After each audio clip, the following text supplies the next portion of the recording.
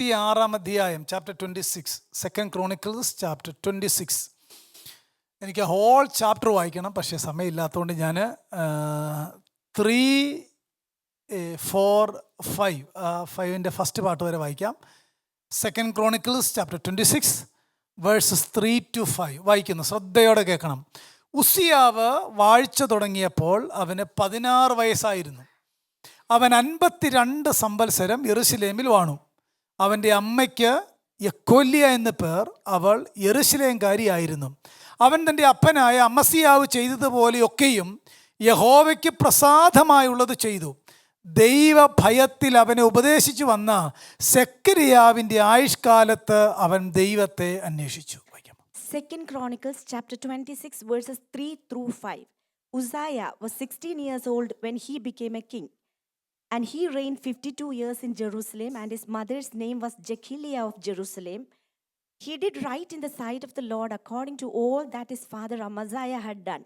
He continued to seek God in the days of Zechariah, who had understanding through the vision of God, and as long as he sought the Lord, God prospered him. ഈ ചാപ്റ്ററിൻ്റെ ഒരു പ്രത്യേകത എന്നുള്ളത് ഇതിൻ്റെ ആരംഭഭാഗം, അതായത് up to verse 16 വരെയുള്ളത് ദൈവത്തെ അന്വേഷിച്ച ഒരു രാജാവിനെ കാണാം. 16 വരെയുള്ള വാക്യങ്ങളിൽ The importance of this chapter is first 16 verses we can see a king who is seeking after God. 17 മുതലുള്ള വാക്യങ്ങൾ, ആ അധ്യായം തീരുന്ന 23 വരെയുള്ള വാക്യങ്ങൾ വായിച്ചാൽ ദൈവ വഴി വിട്ടുപോയ ഈ സെയിം വ്യക്തിയെ തന്നെ കാണാം. Then verses 17 through 23 we can see the same king who sought the God in the beginning years, who is leaving God and leading his life. വളരെ സീരിയസ് ആയിട്ടൊരു സർമൺ പറയാനായിട്ട് പോവാണ്. I'm going to tell a very serious sermon. എനിക്ക് നിങ്ങളുടെ ശ്രദ്ധ വേണം. 23 വാക്യം വരെ മൊത്തം വായിച്ച് പറയാൻ സമയമില്ല. ഞാൻ ഓരോന്ന് ഇടയ്ക്കിടയ്ക്ക് പറഞ്ഞു വിടാം. I need all of your undivided attention, and I'm not going through each verses, but I am going to touch. വളരെ പ്രാധാന്യതയുള്ള നിരവധി ലെസൺസ് ഈ അധ്യായത്തിനകത്തുണ്ട്. There are many important lessons are included in this chapter. Old testament അതിൻ്റെ ഒരു പ്രത്യേകത എന്നുള്ളത്, നമ്മളത് എന്തിനാണ് വായിക്കുകയും ധ്യാനിക്കുകയും ചെയ്യുന്നത്? ഒറ്റ കാര്യമേ ഉള്ളൂ, അവരുടെ നല്ല മോഡൽസ് ഉണ്ടെങ്കിൽ നമുക്ക് ലഭിക്കാനും അവർക്ക് പറ്റിയ അബദ്ധം നമുക്ക് പറ്റാതിരിക്കാൻ വേണ്ടി ഇത് നമ്മുടെ ഇൻസ്ട്രക്ഷന് വേണ്ടി എഴുതി വെച്ചിരിക്കുന്നു എന്നാണ് 1 Corinthians 10 നമ്മൾ വായിക്കുന്നത്. 1 Corinthians chapter 10 mentions very clearly that Old Testament passages are written for our instruction. Whichever examples are really good, we can follow, and whichever distractions or whichever bad examples are there, we can avoid in order to avoid the pitfalls in our life. അതുപോലെ തന്നെ നല്ലതാണെങ്കിൽ follow ചെയ്യുകയും ചെയ്യണം. We can follow good examples and we can revert from bad examples. Old testament history വായിക്കുമ്പോൾ ഈ രണ്ട് കാര്യം ദൈവസഭയുടെ മനസ്സിലുണ്ടായിരിക്കണം. അവരുടെ അബദ്ധങ്ങൾ ന്യൂ ടെസ്റ്റമെന്റ് സഭയ്ക്ക് വരരുത്, അവരുടെ നല്ല മാതൃകകൾ നമ്മൾ ഫോളോ ചെയ്യണം. Whenever we read Old Testament, we have to pay very clear attention to follow the good instructions and to not follow the bad examples happen to Old Testament leaders. ഇതൊരു കഥയായിട്ട് കേൾക്കരുത്, ഇത് inspired scripture ആണ് എന്ന കാര്യം നിങ്ങൾക്ക് അറിയാമല്ലോ. ദൈവത്തിന്റെ sovereign കൺട്രോളിൽ എഴുതി വെച്ചേക്കുന്നതാണ് ഈ 26 അധ്യായവും. This is not just read it as a story, but this is an inspired scripture of God, which is inspired. The breath of God is throughout the scriptures. നിങ്ങൾക്കറിയാം, സെക്കൻഡ് ക്രോണിക്കിൾസിലും ഫസ്റ്റ് ക്രോണിക്കിൾസിലും ഉള്ള ചില കാര്യങ്ങൾ, അല്ലെങ്കിൽ അത് രാജാക്കന്മാരുടെ പുസ്തകത്തിലുണ്ട്, തിരിച്ചു പറയുന്നതാണ് നല്ലത്. രാജാക്കന്മാരുടെ പുസ്തകത്തിലെ പല കാര്യങ്ങളും ക്രോണിക്കിൾസിൽ എഴുതി വെച്ചിട്ടുണ്ട്.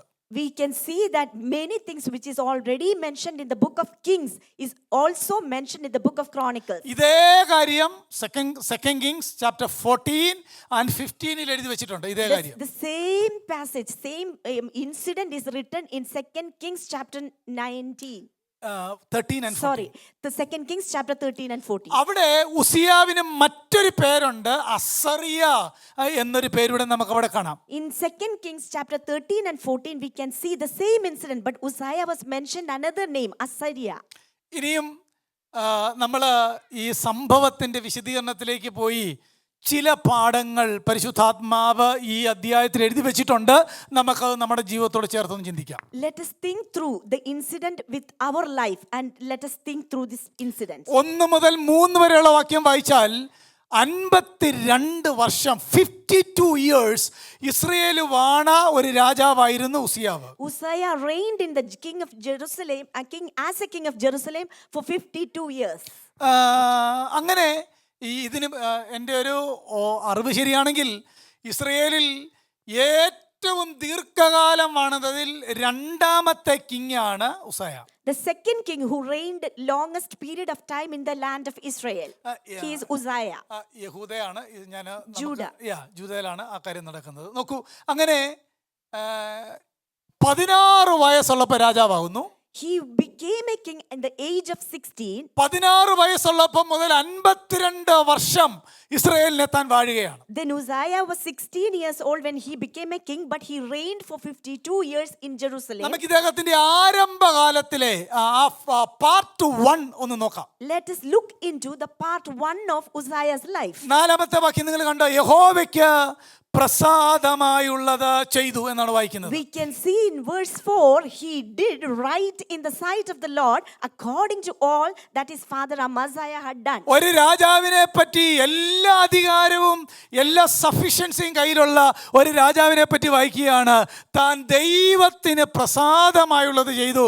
എത്രയോ നല്ല കാര്യമാണ് ദൈവത്തിന് പ്രസാദമായുള്ളത് ചെയ്തു. A king who has all the power and authority, that king, it is mentioned that king did right in the sight of the Lord according to all that his father taught him. 5-ാമത്തെ വാക്യം നോക്കി. 5-ാമത്തെ വാക്യം, Again we can see ദൈവ ഭയത്തിൽ അവനെ ഉപദേശിച്ചു വന്ന സെക്കരിയാവിന്റെ ആയുഷ്കാലത്ത് അവൻ ദൈവത്തെ അന്വേഷിച്ചു. he continued to see God in the days of Zechariah, who had understanding through the vision of God. 2 പ്രത്യേക കാര്യം ആ 4-ാം വാക്യത്തിനകത്തും 5-ാം വാക്യത്തിനകത്തും ഈ രാജാവിനെ പറ്റിയുണ്ട്. 1, അവൻ ദൈവത്തെ പ്രസാദിപ്പിച്ചു. 2, ദൈവത്തെ അന്വേഷിച്ചു. 2 things we can see about King Uzziah. First thing is he did right in the sight of the Lord, and the second thing is he continued to see God in the days of Zechariah. അവിടെ ഒരു പേര് നിങ്ങൾ കണ്ടോ? സെക്കരിയാവിന്റെ ആയുഷ്കാലത്ത് അവൻ ദൈവത്തെ അന്വേഷിച്ചു എന്നാണ് വായിക്കുന്നത്. We can see in verse 5, he continued to see God in the days of, a name was mentioned, Zechariah. ഈ സെക്കരിയാവിനെ പറ്റി വേറെ ഒരിടത്തും നമുക്ക് യാതൊരു വിധമായ ഇൻഫർമേഷൻ ലഭ്യമല്ല. With this Zechariah was not at all mentioned anywhere throughout this area. ഒരു ഈ കമന്ററി ഒക്കെ എഴുതുന്ന ആളുകൾ പറഞ്ഞേക്കുന്നത് അൺനോൺ പ്രോഫറ്റ് എന്നാണ് സെക്കരിയാവിനെ വിളിച്ചേക്കുന്നത്. വീടറിയാൻ പാടില്ല, നാടറിയാൻ പാടില്ല, ഇദ്ദേഹത്തിന്റെ മറ്റ് ശുശ്രൂഷയെ പറ്റി യാതൊരു വിവരമില്ല. He is an unknown prophet. The Bible commentators mentioned that this Zechariah was an unknown prophet because his name or his address was not at all mentioned anywhere. എന്നാൽ ജീവിതം കൊണ്ടും പഠിപ്പിക്കല് കൊണ്ടും മെന്ററിങ് കൊണ്ടും ഒരു രാജാവിന്റെ ജീവിതത്തെ സ്വാധീനിച്ചെന്ന് പറഞ്ഞാൽ ആ പ്രവാചകൻ എത്രയോ ദൈവ മനുഷ്യനായിരുന്നു. But through his life and through his teaching, this prophet is actually influencing a king. His life was so beautiful. ഇനി എല്ലാവരും കേൾക്കണം. സെക്കരിയാവ് നമ്മളെ പഠിപ്പിക്കുന്ന ഒരു പാഠം എന്നാണെന്നറിയാമോ? ആർക്കും നമ്മളെ അറിയാൻ മേലെങ്കിലും, വലിയ പ്രസംഗകനല്ലെങ്കിലും, വലിയ ശുശ്രൂഷകനല്ലെങ്കിലും, ഒരുവന്റെ ജീവിത മാതൃക കൊണ്ട് അനേകരെ കർത്താവിലേക്ക് കൊണ്ടുവരാനായിട്ട് പറ്റും. We are learning a lesson from this character that no matter whether you are a preacher or an articulate person, but through your simple lifestyle, you can attract and influence other people. നമ്മുടെ model life എന്നുള്ളത് അത് ഇവാഞ്ചലിസത്തിന് substitute അല്ല. ഒരു മനുഷ്യൻ വ്യാഖ്യാനിച്ചത് model life is a pre evangelism എന്നാണ് പറഞ്ഞത്. Model life is not a substitute, but model Not life, a substitute for a gospel. not a substitute for a gospel, but it is a pre-evangelism. എന്ന് പറഞ്ഞാല് ഈ നമ്മുടെ ജീവിതം നല്ലതായതുകൊണ്ട് ആരും കർത്താവിനെ രക്ഷകനായിട്ട് വിശ്വസിക്കുകയില്ല. പക്ഷെ നമ്മുടെ ജീവിതം ഒരു പ്രീ ഇവാഞ്ചലിസമാണ് ഗോസ്പൽ പറയാനായിട്ടുള്ളത്. മനസ്സിലാവുന്നോ? Model life which cannot change or turn. We cannot give gospel through our model life, but model life is a path to preach the gospel. നമ്മുടെ ജീവിതം നമ്മുടെ ഇടപാടുകൾ, നമ്മുടെ മെൻറ്ററിങ്, നമ്മുടെ സംസാരം അനേകരെ ദൈവത്തെ അന്വേഷിക്കാൻ, അനേകരെ ദൈവത്തെ പ്രസാദിപ്പിക്കാൻ ഇടയാക്കി തീർക്കണം. ആർക്കും എക്സ്ക്യൂസ് ഇല്ല. സെഖര്യാവിനെ ആർക്കും അറിയാൻ മേല. പക്ഷേ ഒരു രാജാവ് തൻ്റെ കാലത്തോളം ദൈവഭയത്തോടെ ജീവിച്ചു. No matter what our lifestyle is, no matter how we are living, but our lifestyle should be a reflection, because we can see here Zechariah, a man of God, through his model life, is influencing a great king. ഈ 5-ാമത്തെ വാക്യം നിങ്ങൾ ശ്രദ്ധിച്ചാൽ മതി. ഞാൻ ഇപ്പോൾ വായിച്ച വാക്യം തന്നെയാണ്. സെഖര്യാവിൻ്റെ ആയുഷ്കാലത്ത് അവൻ ദൈവത്തെ അന്വേഷിച്ചു. He continued to seek God in the days of Zechariah. ഈ ദൈവത്തെ അന്വേഷിച്ചെന്ന് പറഞ്ഞാൽ അതിൻ്റെ അർത്ഥം എന്താ? What is the meaning? Continue to seek God. ദൈവമായിരുന്നു എൻ്റെ ഫോക്കസ് എന്നുള്ളത്. Seeking God means his ultimate focus was തൻ്റെ God. ചിന്ത, തൻ്റെ അന്വേഷണം, തൻ്റെ ആഗ്രഹം, തൻ്റെ താല്പര്യം എല്ലാം always focusing on God. His ultimate focus was on God. വീണ്ടും നമ്മൾ താഴോട്ട് വായിക്കുമ്പം ആ വാക്യങ്ങളെല്ലാം വായിക്കാനായിട്ട് സമയമില്ല. നിങ്ങൾ ഞാൻ ആ പറയുന്ന വാക്യങ്ങൾക്കകത്ത് ചില പദങ്ങളൊന്നും നോക്കിയേ. 5-ാം വാക്യത്തിൻ്റെ ഒടുവിൽ പട്ടണങ്ങൾ പണിയുന്നു. 6-ാം വാക്യത്തിൻ്റെ ഒടുവിൽ ചില കാര്യങ്ങൾ നശിപ്പിച്ച് ചിലത് പണിയുന്നു. 7-ാം വാക്യത്തിൽ അങ്ങനെ തന്നെ. 8-ാം വാക്യത്തിൻ്റെ ഒടുവിൽ കണ്ടോ അവൻ്റെ ഫെയിം മിസ്രൈം വരെ പരന്നു. 9-ാം വാക്യത്തിനകത്ത് അവൻ വലിയ ബിൽഡിങ്ങുകൾ പണിയുന്നു. 10-ാം വാക്യത്തിനകത്ത് അവൻ ഭയങ്കര കൃഷിയിടങ്ങളൊക്കെ ഉണ്ടാക്കുന്നു. 11-ാം വാക്യത്തിനകത്ത് വലിയ ആർമിയെ ഡെവലപ്പ് ചെയ്യുന്നു. അങ്ങനെ നമ്മൾ ഈ 14-ാം വാക്യത്തിനകത്തൊക്കെ വായിക്കുമ്പോൾ പല കാര്യങ്ങൾ നിങ്ങൾ വാക്ക് കണ്ടോ, കവചം, വില്ല്, കവിണക്കല്ല് എന്നിവയുണ്ടാക്കുന്നു. 15-ാമത്തെ വാക്യത്തിനകത്ത് വളരെ മനോഹരമായൊരു കാര്യമുണ്ട്. അവൻ യന്ത്രങ്ങൾ യെരൂശലേമിൽ തീർപ്പിച്ചു എന്നൊരു പദമുണ്ട്. നിങ്ങൾ കണ്ടോ? ഇന്നേക്ക് 2500 വർഷം മുമ്പ് യന്ത്രം ഉണ്ടാക്കിയ മനുഷ്യൻ്റെ പേരാണ് ആര്? ഉസിയാവ്. ഇനി നിങ്ങൾ പറ, ഇത്രയും പ്രോസ്പറായ, ഇത്രയും ദൈവത്തെ അന്വേഷിച്ചത് കൊണ്ട് ഇത്രയും അനുഗ്രഹിക്കപ്പെട്ട വേറൊരാളെ നമ്മൾ ഓൾഡ് ടെസ്റ്റ്മെന്റിൽ കാണുന്നേ ഇല്ല. Amen. We can see this man was such a prosperous man. Throughout verses 6 through 15, we can see he was building so many things and he was demolishing so many idols.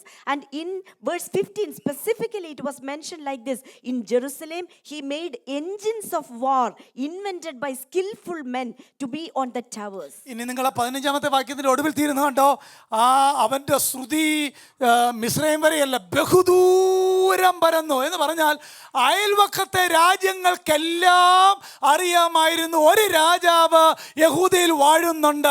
അവന്റെ പേര് ഉസിയാവ് എന്നാണെന്ന് എല്ലാവർക്കും അറിയാമായിരുന്നു. Amen.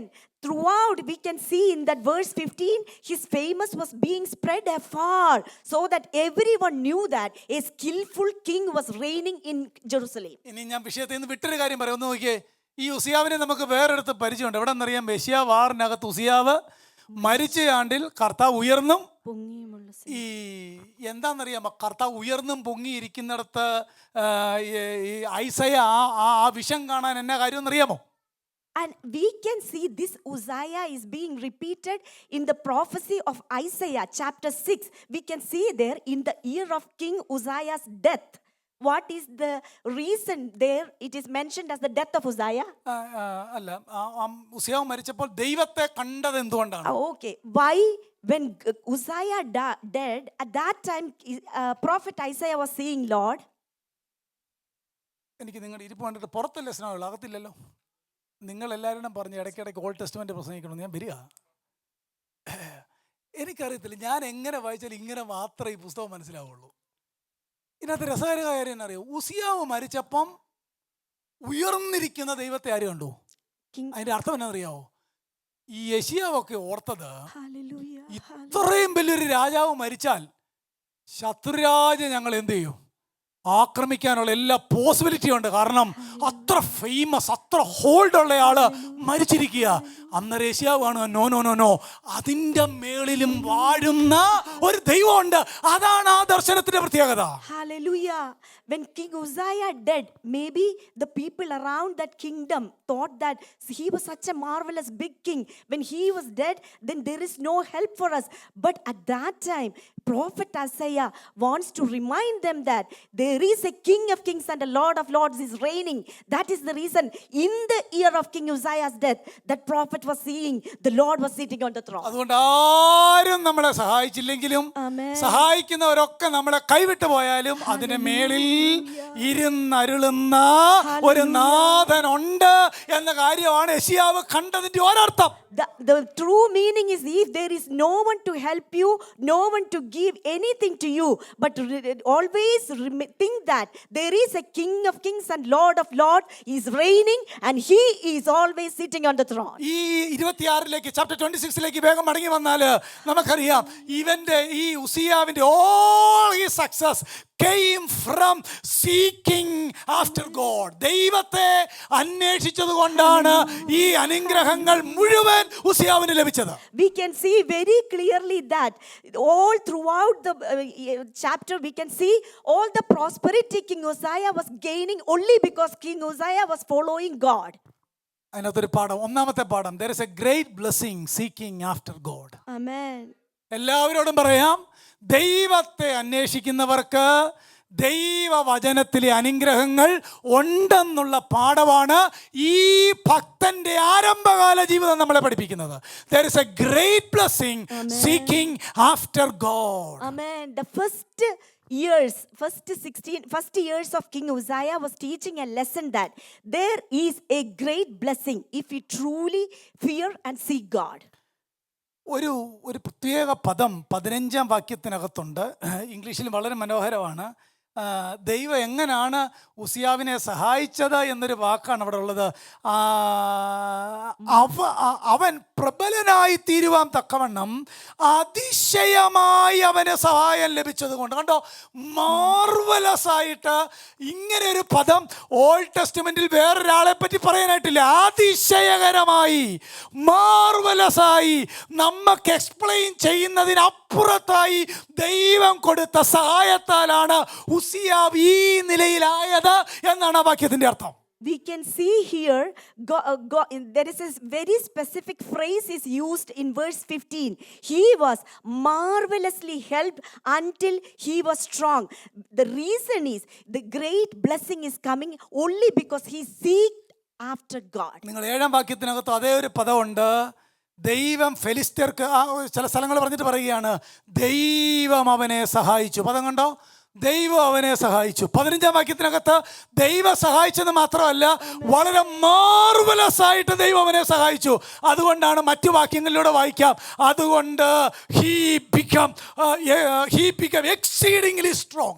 And we can see in this chapter, in several areas, he seeked God. That is the reason he got all the blessings. Praise the Lord. പ്രിയപ്പെട്ടവരെ, അതുകൊണ്ട് എങ്ങനെയാണ് ഇത്രയും കാര്യം നടന്നതെന്നറിയാവോ? ദൈവത്തിൻ്റെ കരുണ കൊണ്ട് മാത്രമാണ്. ഉസിയാവ് കഴിവുള്ളതായതുകൊണ്ടല്ല തൻ്റെ ശ്രുതി പരന്നത്, ഇത്രയും കാര്യങ്ങൾ ചെയ്തത്. ദൈവം അവനെ സഹായിച്ചെന്ന് മാത്രമല്ല, ദൈവം അവനെ അതിശയകരമായിട്ട് സഹായിച്ചു. നമ്മളെ സംബന്ധിച്ചിടത്തോളം നമ്മൾ എന്തെങ്കിലും ആയിട്ടുണ്ടെങ്കിൽ ദൈവത്തിൻ്റെ അതിശയകരമായ സഹായം കൊണ്ട് മാത്രമാണ്.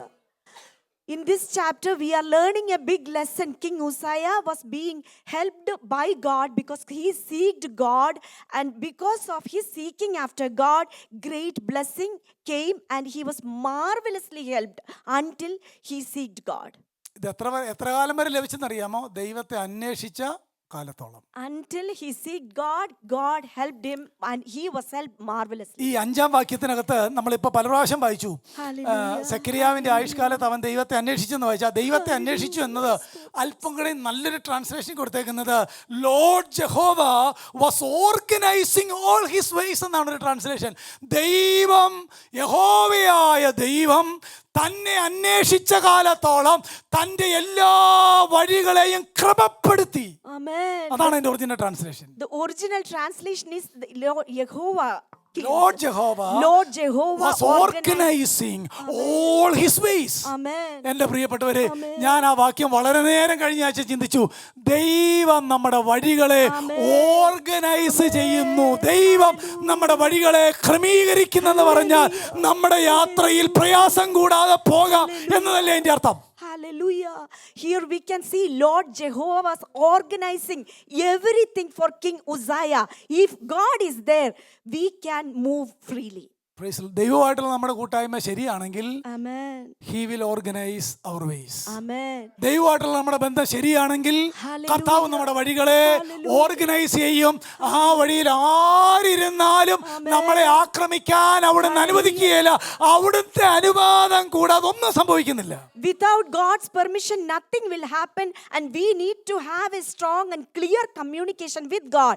If we have that, then our Lord Jehovah will organize everything appropriately. ഒരു ഭക്തൻ പറഞ്ഞ വാചകം ഇതാണ്: if you take care of your relationship and your fellowship with God, God will take care of all the business in your life. Amen. നാം ദൈവത്തിന്റെ വഴികളെ അന്വേഷിച്ചാൽ, ദൈവത്തിന് പ്രസാദമായുള്ളത് ചെയ്താൽ, അവൻ നമ്മുടെ വഴികളെ ഉറപ്പായിട്ടും ഓർഗനൈസ് ചെയ്യും. അവൻ നമ്മുടെ വഴികളെ ക്രമീകരിക്കും. ദൈവത്തിന് സ്തോത്രം. Hallelujah. If we truly follow after God, and if we truly keep the strong relationship with God clearly, then our God, Lord Jehovah, will organize our way straight. അതിന്റെ ഓർഡർ കണ്ടോ? ആദ്യം ദൈവത്തെ പ്രസാദിപ്പിച്ചു, പിന്നെ ദൈവത്തെ അന്വേഷിച്ചു. അതിന്റെ റിസൾട്ട് ആണ് God organised all his vase. Amen. There is a pattern we can see there. First, he did right in the sight of the Lord, and then secondly, he continued to seek God in the days, and then God organized, or everything organized in the specific way for him. Mathew 5 നമുക്ക് പരിചയമുള്ളൊരു വാക്യല്ലേ, മുമ്പേ അവന്റെ രാജ്യവും നീതി എന്ത് ചെയ്യണം? Seek first the kingdom of God. അതോടുകൂടെ ഇതൊക്കെ കണ്ടോ, ഓർഡർ കണ്ടോ? അവനെ പ്രസാദിപ്പിക്കുക, അവനെ അന്വേഷിക്കുക, അവനെ ഫോക്കസ് ചെയ്യുക. God will organise all your vase. Amen. In New Testament, Matthew 6:33, we can see, seek ye first the kingdom of God, and all the things shall be added to you. പ്രിയപ്പെട്ടവരെ, എത്ര സന്തോഷമായിരിക്കും ദൈവം organise ചെയ്യുന്ന ഒരു ലൈഫാണ് നമ്മുടേതെങ്കിൽ. Hallelujah. നമ്മുടെ കുഞ്ഞുങ്ങളുടെ കാര്യത്തിൽ ദൈവമാണ് ക്രമീകരിക്കുന്നതെങ്കിൽ എത്ര സന്തോഷമായിരിക്കും. അതുകൊണ്ട് നമുക്ക് ദൈവത്തെ അന്വേഷിക്കാം. ദൈവമായിരിക്കട്ടെ നമ്മുടെ ഫോക്കസ്. ദൈവത്തെ പ്രസാദിപ്പിക്കാം. God will organise all your ways. Hallelujah. How beautiful and how pleasant will be our life on this earth if we start to seek God, and if we start to continue to walk with God, then God will start to organize our life in a smooth way. വളരെ പ്രധാനപ്പെട്ട കാര്യം എന്താ പറയുക? He did not seek after prosperity, അല്ലേ? And താൻ സമൃദ്ധിയെ അല്ല അന്വേഷിച്ചത്. He seek after God. the king, when he became prospered, he didn't follow after the prosperity, but he followed after the King of Kings. പരിചയമുള്ള ഒരു പദമല്ലേ prosperity gospel? അതിന്റെ പ്രശ്നം എന്നാണെന്നറിയാമോ? ഒറ്റ പ്രശ്നമുള്ളൂ. അത് മതിയില്ല. എന്തിനാ ഒത്തിരി? ഒറ്റ പ്രശ്നം. There is only one problem which is very familiar to each one of us. There is a phrase, prosperity gospel. What is the problem? ഒറ്റ പ്രശ്നമുള്ളൂ. Their focus is not God. Their focus is prosperity. അത് കിട്ടാൻ വേണ്ടി ദൈവത്തെ എന്ത് ചെയ്യുക? Amen. വ്യത്യാസപ്പെട്ട് കിട്ടിയോ? ഇവിടെ ഉസിയാവ് ചെയ്തത്, ഉസിയാവിന്റെ ഫോക്കസ് ഗോഡായിരുന്നു. Amen. അതോടുകൂടെ എല്ലാം എന്ത് ചെയ്യുക? വരൂ. പക്ഷെ അവിടെ നേരെ തിരിച്ചാണ്. ഫോക്കസ് പ്രോസ്പെരിറ്റിയാണ്, കൂടെ ദൈവം. വ്യത്യാസപ്പെട്ട് കിട്ടിയോ? ഒറ്റ തെറ്റേ ഉള്ളൂ. എന്തിനാ ഒത്തിരി തെറ്റ്? There is only one problem with the prosperity theology. That is the biggest problem. The problem is their focus is not God, but their focus is prosperity. But here, King Uzziah's focus is not prosperity, but only God. നമുക്ക് ഇങ്ങനെ അങ്ങ് തിരിയാല്ലേ? ഇവിടെ prosperity ഗോസ്പലുകാർക്ക് ഇവിടാണ് തിരിഞ്ഞു പോയത്. മനസ്സിലാവുന്നോ? We can take a turn over here. ടിവിയിലൊന്നും കാണാറില്ലേ? അവരുടെ focus എന്താ? പ്രോസ്പെരിറ്റിയാണ്. അവരുടെ ലക്ഷ്യം എന്നാ? അവർ ടെസ്റ്റ് മണി പറയുന്നത് കേട്ടിട്ടുണ്ടോ? ഞങ്ങൾ ഇന്ന പ്രശ്നം മാറാൻ വേണ്ടിയാണ് കർത്താവിനെ എന്ത് ചെയ്തത്. നമ്മൾ കർത്താവിനെ വിളിക്കുക, പ്രശ്നം കർത്താവ് എന്ത് ചെയ്യുക? ഓർഡർ പിടിയിട്ടോ? Seek after God. ദൈവത്തിന് ഇഷ്ടമാണെങ്കിൽ പ്രോസ്പെരിറ്റി വിൽ ഫോളോ യു. അതാണ് ബിബ്ലിക്കൽ പ്രിൻസിപ്പിൾ. പക്ഷേ നേരെ തിരിഞ്ഞു പോകരുത്. അറിഞ്ഞോ അറിയാതെയോ ഒക്കെ നമ്മുടെ പ്രാർത്ഥനയ്ക്കകത്തത് വരുന്നുണ്ട്. അവരവർ തന്നെ ശ്രദ്ധിച്ചാൽ അറിയാൻ ഞാനത് പറയുന്നുണ്ടോ എന്നുള്ള കാര്യം. Hallelujah. The prosperity theology and our belief, the main problem is their focus is prosperity, and because of the prosperity only they are coming and they are seeking God. But our only focus and strong and main focus should be not prosperity but God, and if God allows prosperity, let it follow. ഒരാൾ പറഞ്ഞൊരു വാചകമാണ്, don't call upon God for prosperity, call upon God for who he is, and then prosperity will come after you. Amen. Hallelujah. Praise the Lord. Praise the Lord. Hallelujah. നല്ലൊരു വാക്യല്ലേ 23-ാം സങ്കീർത്തനം? നന്മയും കരുണയും എൻ്റെ ആയുഷ്കാലമൊക്കെയും ആരാന്നറിയാം? ഒറ്റ കാര്യമുള്ളൂ, യഹോവ എൻ്റെ ഇടയനാണെങ്കിൽ, അതാണ് എൻ്റെ ഉത്തരവാദിത്വം അവിടെയാണ്. യഹോവ എൻ്റെ ഇടയനാണെങ്കിൽ എൻ്റെ കാര്യങ്ങളെ നടത്തി നൽകുന്ന ഒരിടയനുണ്ട്, അതാണ് നമ്മുടെ prosperity. One good example is Psalms 23. Here we can see the author was saying that the Lord is my shepherd. That's why he is concluding that chapter by saying that now goodness and mercy shall follow me all the days of my life, and I will dwell in the house of the Lord. ഏഴാം വാക്യത്തിനകത്ത് ശത്രുക്കളുടെ വിജയം അല്ലേ, അതാണ് ഏഴാം വാക്യം. And we can see now coming back to chapter 26, 2 Chronicles chapter 7, verse 7. God helped him against his enemies. അതിൻ്റെ അർത്ഥം എന്നാ? നമ്മളോടുള്ള ബന്ധത്തിൽ എങ്ങനെ? നമുക്ക് 3 ശത്രുക്കളുള്ള, എല്ലാവരും ചെവി തുറന്ന് കേട്ടണം, 3 ശത്രുക്കൾ: ലോകം, ജഡം, പിശാച്. Let us all open our ears. അടുത്തിരിക്കുന്ന ആൾ നമ്മുടെ ശത്രു അല്ല, എല്ലാവരും മനസ്സിലാക്കിയല്ലോ. അങ്ങനെ പരിപാടി നമുക്കില്ല. Amen. Let us open our ears and listen carefully. We all, as a child of God, we have 3 enemies: the world, the flesh, and Satan. ഇതിനെ എങ്ങനെ ജയിക്കാം? How can we ദൈവത്തെ അന്വേഷിച്ചാൽ മതി, seek after ദൈവത്തെ God? ഫോക്കസ് ചെയ്താൽ മതി. Seek He will God. organize our ways. Amen. God will organize our way if we seek after God. ഇനിയും പറയാൻ പോകുന്ന കാര്യമാണ് ഇതിന്റെ രണ്ടാം പാർട്ട്. വെരി സീരിയസ്, ശ്രദ്ധിച്ച് കേട്ടോണം. The second part is the most important part, and listen carefully. ഇതുവരെ സന്തോഷമുള്ള കാര്യമായിരുന്നല്ലേ? Until now, it is very pleasant and soothing to hear. 16-ാമത്തെ വാക്യം എല്ലാവരും വേദപുസ്തകത്തിൽ നോക്കിയേ.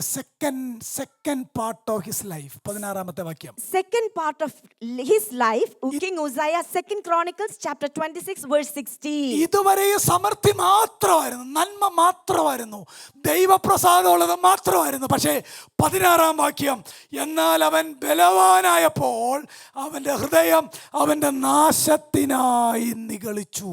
But when he became strong, his heart was so proud that he acted corruptly, and he was unfaithful to the Lord his God. ഞാൻ പറഞ്ഞല്ലോ, ദാവീദ് രാജാവ് കഴിഞ്ഞാൽ ഇത്രയും ഫേമസ് ആയ ഒരു king യഹൂദയിലില്ല, ഇസ്രായേലിലില്ല.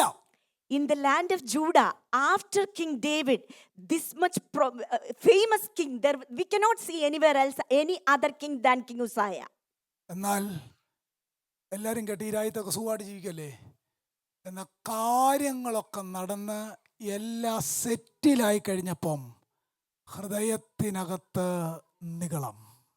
But once he became prospered and he became famous, he became strong, his heart became proud.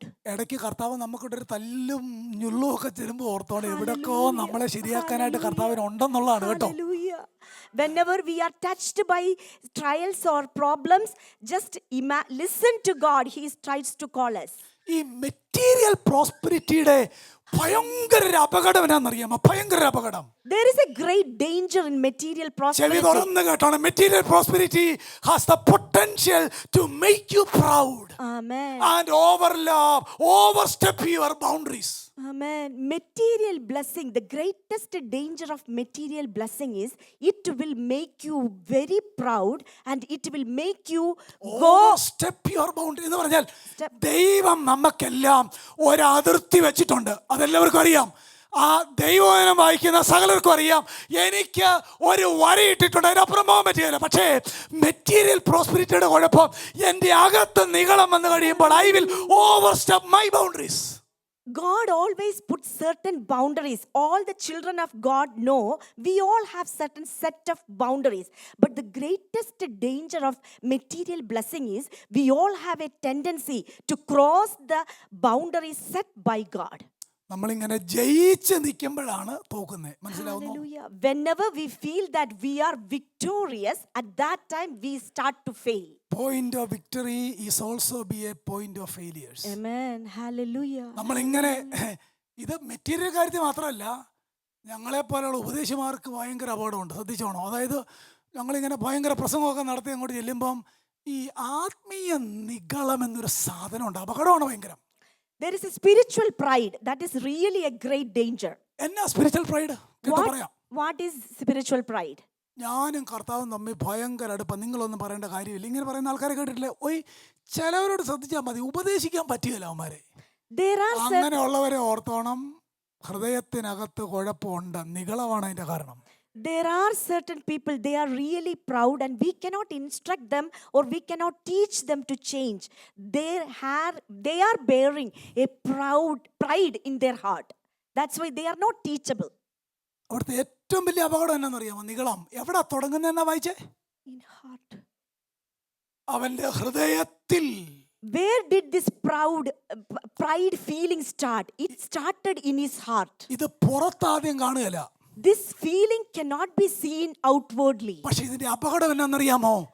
അകത്ത് വരുമ്പോഴേ ഇതിനെ മാറ്റിയില്ലെങ്കിൽ തമ്പുരാൻ ഇത് പുറത്തു വരാനായിട്ട് അനുവദിക്കും. If we didn't remove, once the feeling came into our heart, if we didn't remove that, God will allow to come out this feeling. നിങ്ങളൊക്കെ പ്രോബ്രോസ് വായിക്കുന്നതാണല്ലോ, സദൃശവാക്യം വായിക്കുന്നവരല്ലേ, ഇതിനകത്തിരിക്കുന്നവരല്ല. അതിനകത്ത് യഹോവ വെറുക്കുന്ന 7 കാര്യത്തെ പറ്റി വായിക്കുന്നുണ്ട്. We are all familiar with the passage in Proverbs. God hates 7 things. He mentioned. അതിനകത്തൊരു ഭയങ്കര powerful ഒരു വാക്കുണ്ട്. എന്നാ അറിയാമോ? ഗർവമുള്ള കണ്ണ്, a proud look. Amen. God hates. One of them is a proud look. നമ്മൾ ചുമ്മാ യഹോവ എടുക്കുന്ന, അല്ലെങ്കിൽ ഈ സദൃശവാക്യം വായിക്കുമ്പം യഹോവ വെറുക്കുന്ന വേറൊരു കാര്യമുണ്ട്, ഗർവമുള്ള കണ്ണിങ്ങനെ വായിച്ച് പോവുക. അവിടെ നിർത്തി നോക്കിയേ, യഹോവ വെറുക്കുന്ന ഒരു കാര്യം, A proud look. We can see here in Proverbs chapter 6 verse 17. There are 6 things which the Lord hates. First thing is haughty eyes. അങ്ങനെങ്കിൽ നിങ്ങൾ ചിന്തിച്ച് നോക്കിയേ, തുടക്ക ഹൃദയത്തിലാണ്. The beginning is inside our heart. അത് കണ്ണിലൂടെ പുറത്തു വരുന്നു. It will come outside through അത് our eyes. അടുത്ത സ്റ്റെപ്പ് വായിലൂടെ പുറത്തു വരുന്നു. The next is coming out as a lying അത് പിന്നെ tongue. നമ്മുടെ ബിഹേവിയറിന്റെ ഭാഗമാകുന്നു. Then it became a behavioral part. ബൈബിളിനകത്ത് ദൈവം എതിർത്ത് നിൽക്കുന്ന ഒറ്റ ഭാവമുള്ളൂ, നിഗളികളോട് ദൈവം എതിർത്ത് നിൽക്കുന്നു. There is only one and only one sin. God clearly states in the book of Bible, God resists the proud. വേറെ ഏതെങ്കിലും വാക്യം നിങ്ങൾ കണ്ടിട്ടുണ്ടോ ദൈവം എതിർത്ത് നിൽക്കുന്ന ഭാവം? But can you see anywhere else God is resisting anything else? കള്ളന്മാരോട് കുഴപ്പമില്ല, പാപികളോട് കുഴപ്പമില്ല, God is not against thieves or sinners. തെറ്റായിട്ട് ജീവിക്കുന്നവരോടൊന്നും കർത്താവിന് കുഴപ്പമില്ല. പക്ഷെ നിഗളിയോട്, that verse is repeating 2 times in New Testament. Amen. God is actually not against thieves or sinners, but 2 times in New Testament repeated, God resists the proud. പ്രിയപ്പെട്ടവരായ, പാവിയോടും കൊലപാതകന്മാരോടും ഒന്നും കർത്താവിന് എതിർപ്പില്ല. പക്ഷെ നിഗളിയോട് എതിർപ്പെന്ന് പറഞ്ഞാൽ അതിന്റെ അർത്ഥം എന്നാ? What is the meaning? What is the meaning? God resists the proud. അതിന്റെ അർത്ഥം ഇത്രേ ഉള്ളൂ.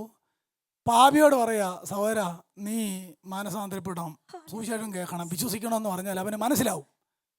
എന്നാൽ നിഗളിയോട് പറഞ്ഞാൽ അവൻ കേൾക്കില്ല. മനസ്സിലാവുന്നോ? ഇത് ആത്മീയത്തിലും അപകടമാണ്. Hallelujah. ഞാൻ എന്തോ വലിയ ആത്മീയനാണെന്ന് ആർക്കെങ്കിലും തോന്നലാണെങ്കിൽ ഓർത്തോണം, കർത്താവിൻ്റെ പരിജ്ഞാനത്തിൽ നമ്മൾ ആരും എങ്ങും എത്തിയിട്ടില്ല. എന്താ ആത്മീയത്തിൽ? ക്രിസ്തു എന്ന തലയോളം വളരണം. ഞാൻ WPC പറഞ്ഞൊരു വാചകമാണ്, ക്രിസ്തു എന്ന തലയോളം വളരാൻ. അതാണ് നമ്മുടെ മെഷറിംഗ് റോഡ്. എന്തിനാ ആ മെഷറിംഗ് റോഡ് വെച്ചേക്കെന്ന് അറിയാമോ? ലോകത്തിലാർക്കും അവിടെ വരെ എത്താൻ കഴിയത്തില്ല.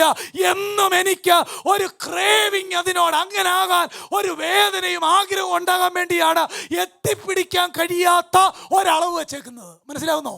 God put a measuring rod. We have to be like Christ. Then only we will be spiritually mature. So no one can be spiritually proud about their spiritual character. Point of victory is also be a point of failure. Amen. Hallelujah. അങ്ങനെ ആർക്കെങ്കിലും തോന്നുന്നുണ്ടെങ്കിൽ ഓർത്തോണം, അപകടമാണ്, ദുരന്തമാണ്.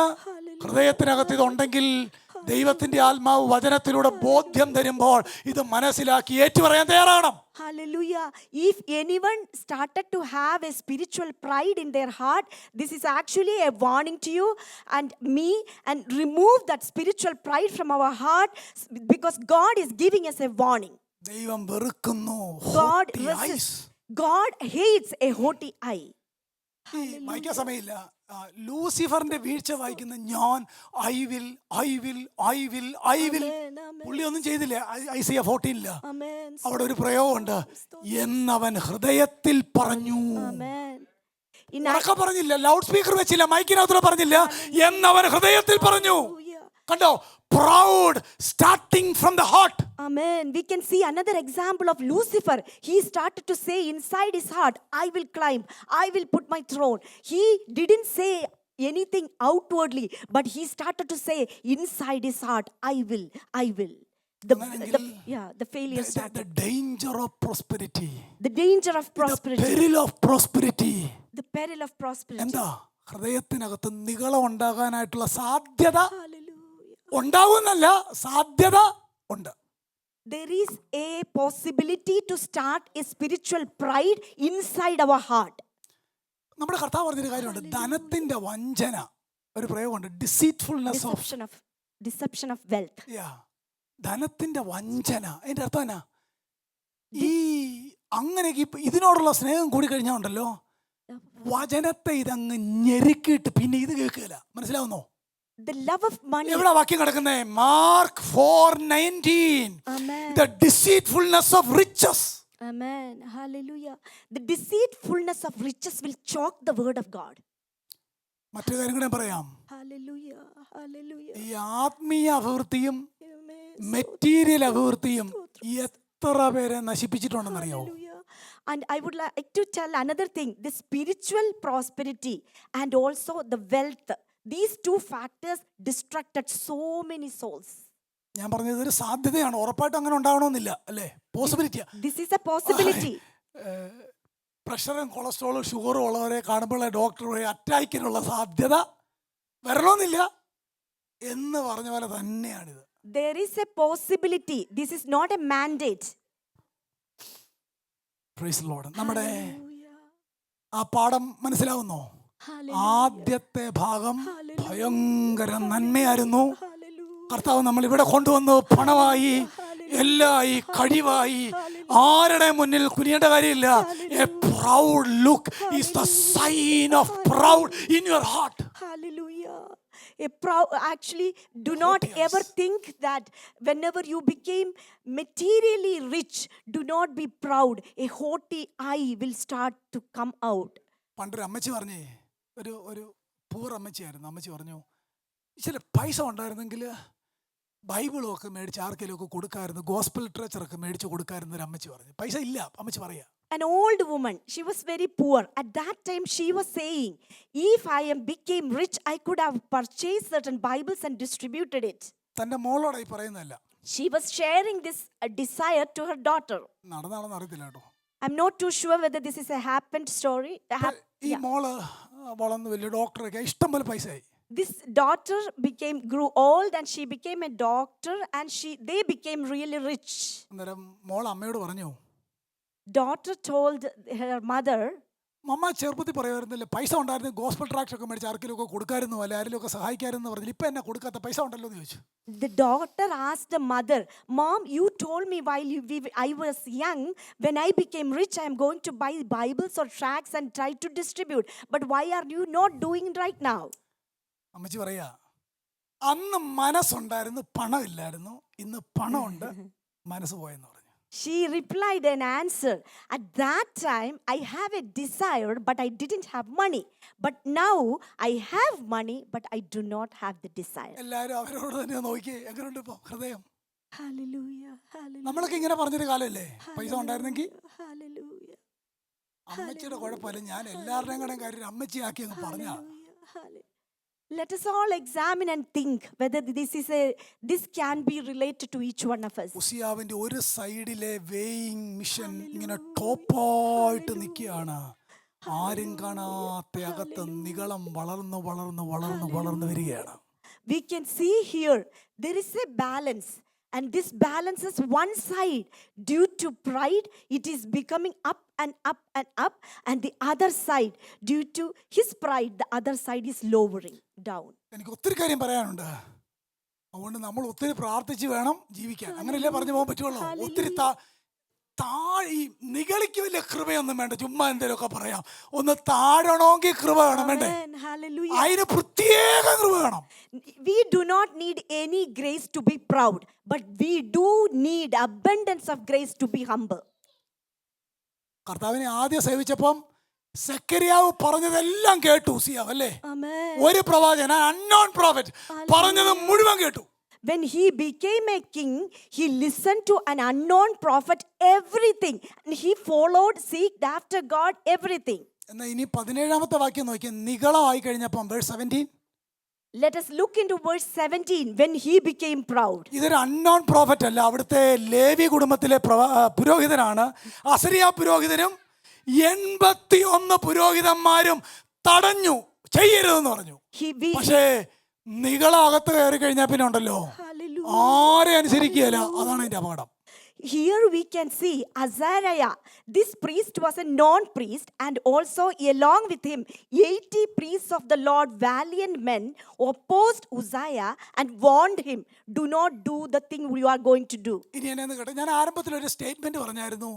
Material prosperity has the potential to make you proud and overstep your boundaries. പറഞ്ഞില്ലേ? അതേ കാര്യമല്ലേ ഈ വാക്യത്തിനകത്ത് 17-ാം വാക്യം.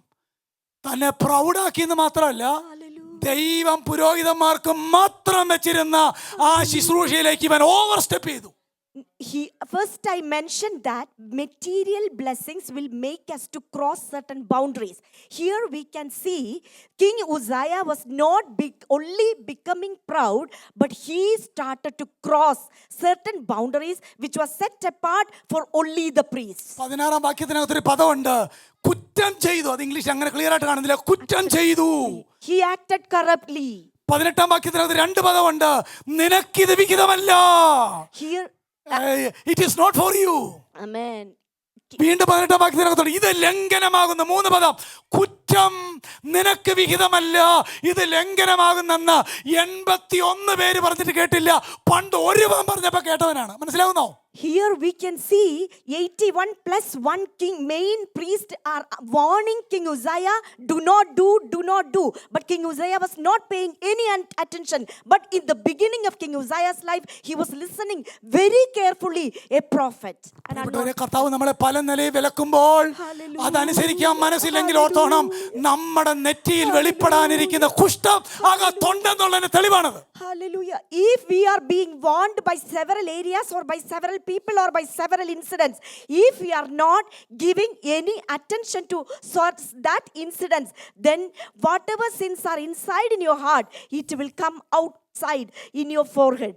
Pride closes your ears to the advice of others sent by God. Amen. Amen. Amen. Amen. അങ്ങനെ വല്ലതും നമുക്ക് അനുഭവം ഉണ്ടാകാറുണ്ടോ? Pride closes our ears to the advice of others sent by God. Amen. If God was sending certain other people to tell you something, the proud heart will close your ears and you will not pay any attention to anyone. നമ്മളെ ആരെങ്കിലും correct ചെയ്യുമ്പോൾ Hallelujah.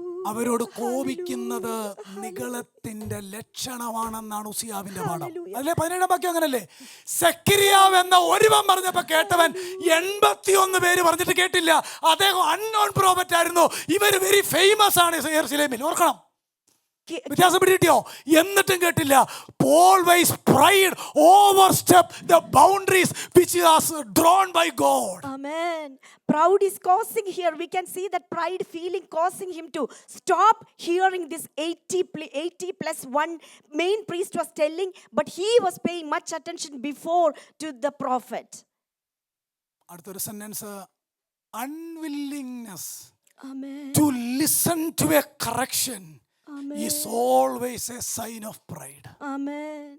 Unwillingness to correction is always a sign of pride. നമ്മുടെ സംസാരത്തിന്റെ കാര്യമോ, Amen. നമ്മുടെ പെരുമാറ്റത്തിന്റെ കാര്യമോ, Hallelujah. നമ്മുടെ ഇടപാടിന്റെ കാര്യമോ, Hallelujah. ദൈവവചനത്തിലൂടെയോ ദൈവത്തിന്റെ ദാസന്മാരിലൂടെയോ ഗോഡ്ലി പീപ്പിളിലൂടെയോ ദൈവം നമ്മോട് പറയുമ്പോൾ അതിനെ റെസിസ്റ്റ് ചെയ്യുന്നത് it is a sign of proud. Amen. Unwillingness to correction.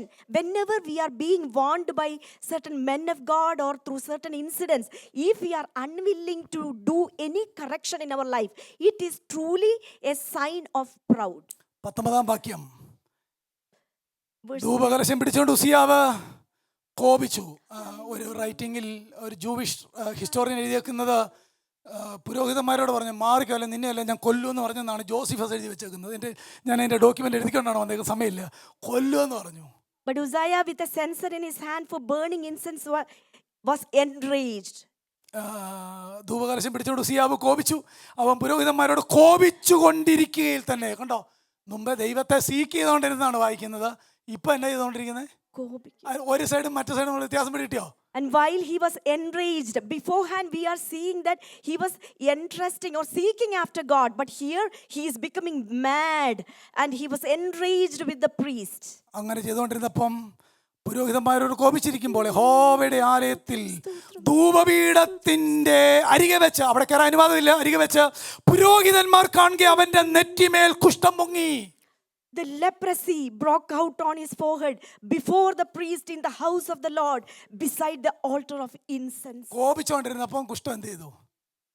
When he became enraged, ദൈവത്തെ അന്വേഷിച്ചുകൊണ്ടിരുന്നപ്പോ പ്രോസ്പെരിറ്റി ഉണ്ടായിക്കൊണ്ടിരുന്നു. കോപിച്ചുകൊണ്ടിരുന്നപ്പം കുഷ്ഠം എന്ത് ചെയ്തു? പൊങ്ങി.